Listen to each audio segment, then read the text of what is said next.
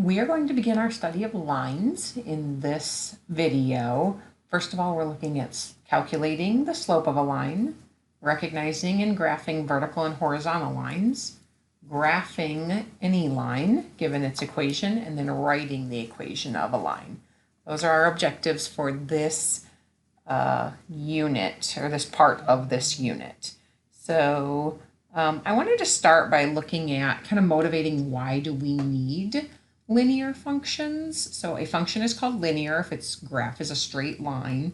You can see here first of all, a scatter plot that shows the percentage of households with guns compared to the total murder and negligent manslaughter rates in the United States.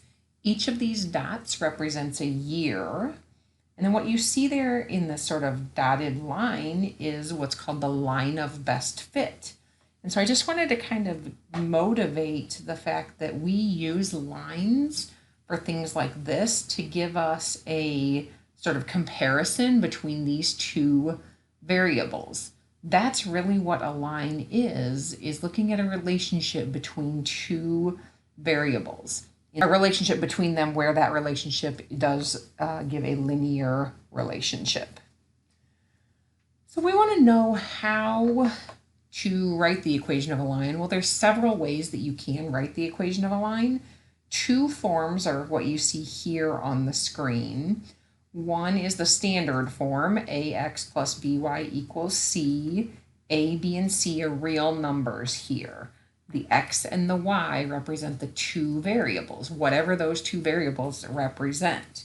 Gave you an example here, 3y plus 6x equals 15 would be a standard form of the equation of a line. An important thing to remember here is that we are looking at linear functions when the exponent on the two variables is 1. We saw in the last unit that when we were looking at quadratics that the exponent on one of the variables was 2. Here, both variables will have exponent of 1, or at most 1, I should say. You can also look at a line in slope-intercept form, which is probably what you're used to seeing. Many of you should have seen lines up to this point. Y equals mx plus b. Function notation that we saw in the last videos, previous video says we're going to use f of x in place of the y. M here or here represents the slope, and then 0b is the y-intercept of the line. I really like you to write the y-intercept as an ordered pair to recognize that it actually is a point. Remember in the last one of the previous videos we looked at intercepts and recognized that a y-intercept is where, in this case, the line crosses the y-axis. That's an ordered pair. A lot of the online homework systems will just have you put the b value as the y-intercept, but for me it keeps it clearer in your mind if you think of that as an ordered pair. Let's take a look here at finding the slope and y-intercept of this function. Well, this is in this form, so we can just read right off there. The slope is 3, the y-intercept is 0, -6. Okay, that ordered pair. Remember when we looked at intercepts, we said the y-intercept always has an x-coordinate of 0. That's why that is there. This one's a little bit different. One thing to keep in mind going back up here, the slope is the coefficient on x. So that is where we're getting that. The b is that constant there. So you may be tempted to come down here and say that the slope is 6 because that is the coefficient on x, and then the y-intercept comes from here. But you really have to be careful and remember that to find the slope and y-intercept, you have to be in slope-intercept form, or that y equals mx plus b form. So we need to solve this for y. We are going to, let me copy the equation down here. Let's subtract 6x from both sides because we're trying to get the y by itself, right? So we get -6x plus 15, and then we will divide by 3 on both sides. That's not right. Sorry. This should be a y. Divide by 3 gets the y by itself. Y equals negative 2x plus 5. And so from there we can read the m, or the slope, is negative 2, and the y-intercept is the ordered pair 0, 5. Okay, so just be a little careful if it's given in standard form or any form other than slope-intercept, you have to put it in slope-intercept to get that slope and the y-intercept. Mathematicians are really, really tricky. We have really creative naming techniques. We call the slope-intercept form the form that has the slope and the y-intercept. Super creative people we are. All right, what does the slope really mean, though? We haven't really talked about that. I told you how to find it if you're given the equation of a line, but what is it? Well, it's the steepness of a line. Many of you may have heard of this as rise over run. Sometimes you'll see it as like delta y, which stands for change in y over change in x.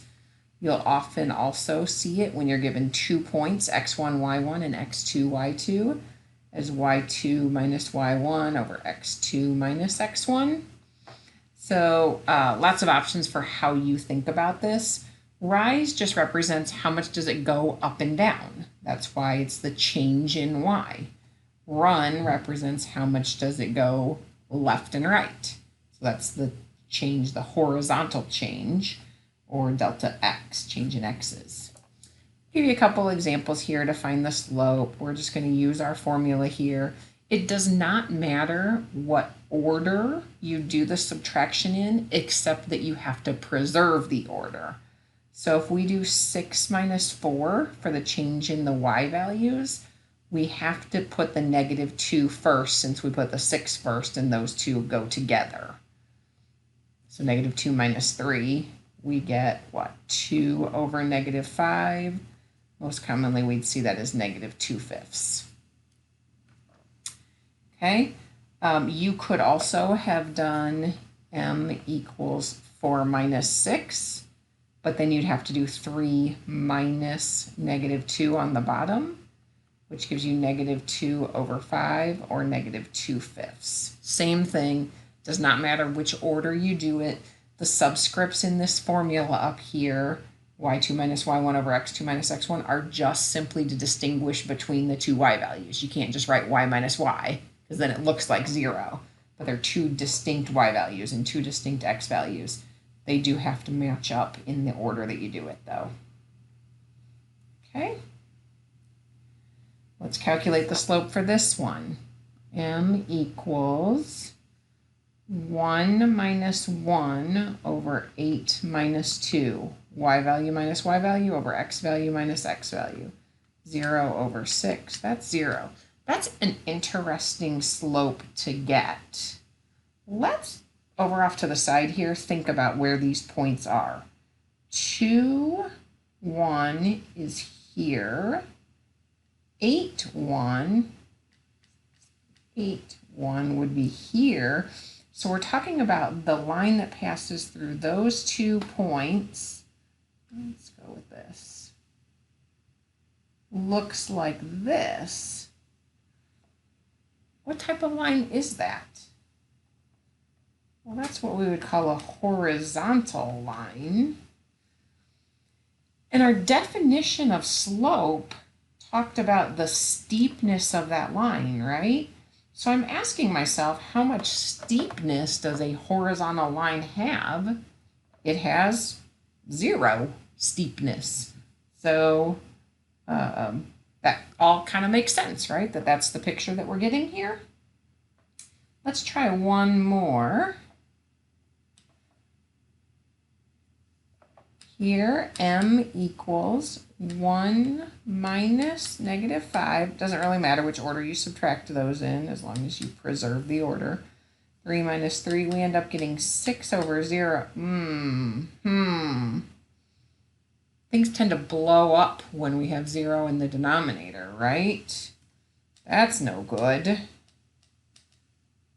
That's undefined. Let's see what's happening here if we try to think about graphing this. 1, 2, 3, 1, 2, 3, 4, -5, that's down here. And then 3, 1 is here. Those are our 2 points. Let's pick a color to draw here. Oops. That's a vertical line. That's really steep, right? This is almost like infinitely steep, right? That's interesting. That is what we call undefined, or sometimes we'll say this has no slope. Okay? All right. We're going to summarize that on the next page with these special cases of lines. I want to think about this horizontal line. We are looking to find the equation of that line, and then also its slope. We already said that its slope was 0, right? So we would say m equals 0 for this horizontal line. Let's go back here to this picture and think about what our slope, what the equation of this line might be, this orange line that we have here, that horizontal line. Well, when x equals 2, y is 1. That was given here in the point. When x equals 8, y is 1. What about when x equals 1,000,000? Remember, we're looking for the relationship between these two variables, x and y, whatever those represent. If x is 1,000,000, y is still 1. In fact, it doesn't really matter what x is. Y is always 1 on that line. So could we just describe that as y equals 1 for the example of the above?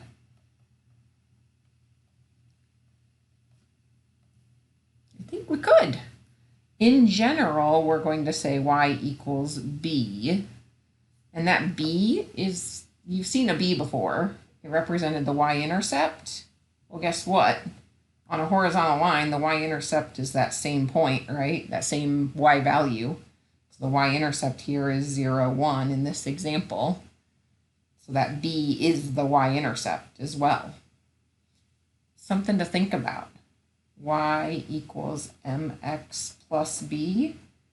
What happens if I put in 0 for the m? I get y equals b. So it's consistent with what we've seen so far. Let's talk about this horizontal line.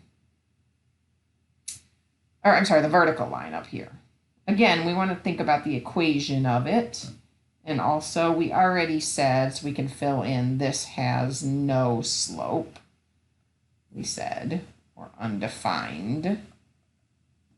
Slope are 2 ways that that is described. Let's look at this guy. When y is -5, x is 3. That's this point down here. When y is 1, x is 3. When y is -1,000,000, if this goes on forever down, x is still 3, right? Does it make sense that we could describe this as x is equal to 3? No matter what y is, x is always 3.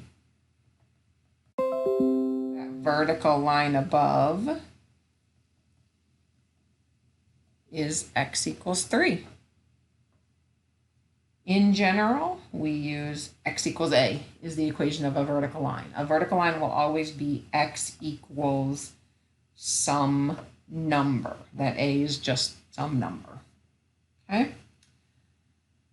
Oh, vertical line, is that a function? Do we need to see that picture again? Remember, our definition of a function says every input, or every x value, has to correspond to one y value, a single y value. Well, we certainly don't have that in these ordered pairs. We have one x value, 3, corresponding to both 1 and -5. In fact, you have 3 corresponding to every possible number on this line, right? So it's certainly not a function by definition. Graphically, it also fails the vertical line test. Fails the definition and thus the vertical line test as well. Okay, can I draw a vertical line that hits that line at more than one spot? Sure, that line, right?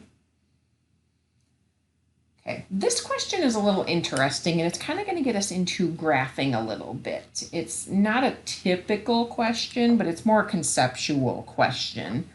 It says, if m is 2/3, I want you to determine 3 possible ways to consider rise and run.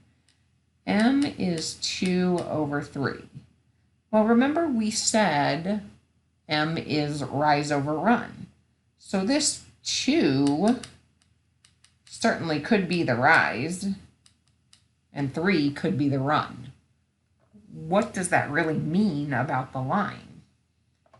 Well, if it has a positive rise, that means from one point, you could go up 2 spaces, that's the rise. Run of +3 means to the right 3 spaces, and you will find another point on the line. If you go from one point up 2 and to the right 3, you will find another point on that line. You could also know that 2/3 is equal to -2 over -3, right? That simplifies to +2/3. So that's equivalent. And so in that case, we would think of our rise as -2 and our run is -3.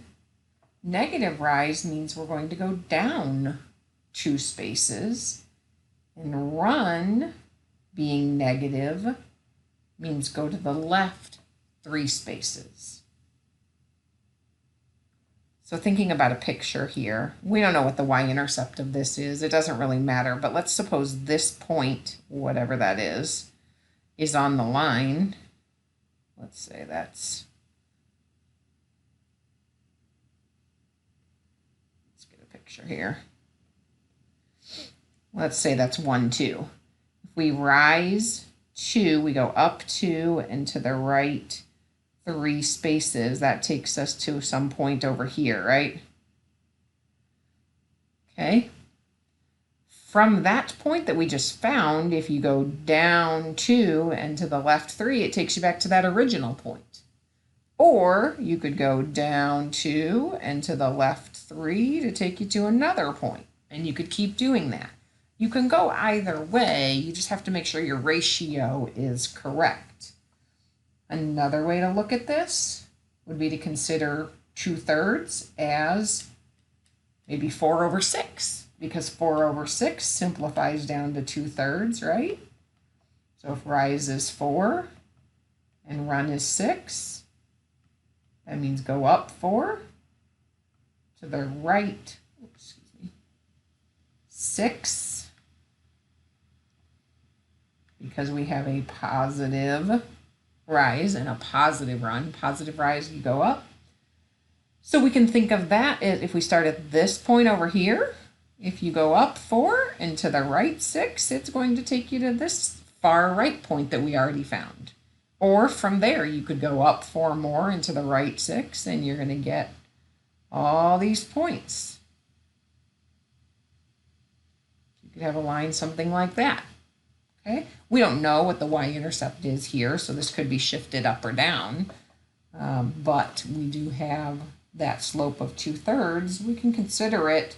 Here we looked at 3 possible ways, but you could look at it as 400 over 600, right? There's an infinite number of ways to think about that, depending upon what your scale is on your what your data represents, right? If you go back to those like those variables we looked at the beginning with percentage of households with guns, versus murder rates, you might consider using tens, like 20 over 30 or something like that, because that scale was a little bit bigger. Okay? All right. Let's stop here. We'll do a separate video to consider graphing lines. We're going to use that concept that we just looked at to help us graph lines a little bit. We kind of saw that already in the last example, but I think here is a good point to stop. So we'll pick up back here in a little bit.